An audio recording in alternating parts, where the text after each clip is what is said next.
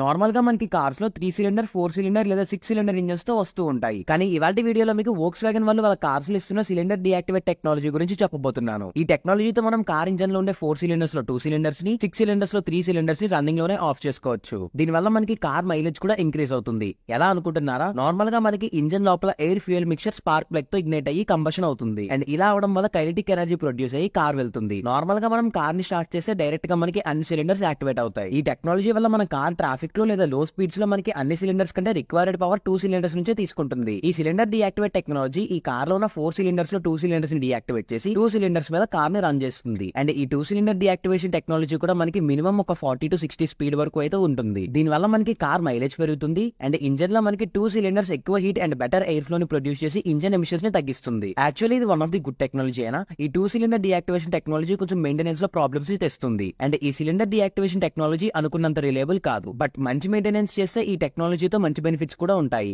అంటే ఈ టెక్నాలజీతో చాలా మంది 25 కిలోమీటర్స్ పర్ లీటర్ వరకు ఫ్యూయల్ ఎకనామీని క్లెయిమ్ చేస్తున్నారు. ప్రెసెంట్ అయితే మనకి ఇండియన్ మార్కెట్ లో వోక్స్ వ్యాగన్ అండ్ స్కోడాలో ఉన్న 1.5 లీటర్ TSI ఇంజన్స్ లో ఈ టెక్నాలజీని యూస్ చేస్తున్నారు. మరి మీకు ఈ 2 సిలిండర్ డియాక్టివేషన్ టెక్నాలజీ ఎలా కనిపించిందో కామెంట్ చేయండి. మీరు కూడా మీ వెహికల్ కి 2 సిలిండర్ డియాక్టివేషన్ టెక్నాలజీ రావాలనుకుంటున్నారా? ఈ వీడియో నచ్చినట్లయితే లైక్ చేసి మరిన్ని ఆటోమొబైల్ కంటెంట్ కోసం మన ఛానల్ ని ఫాలో అవ్వండి.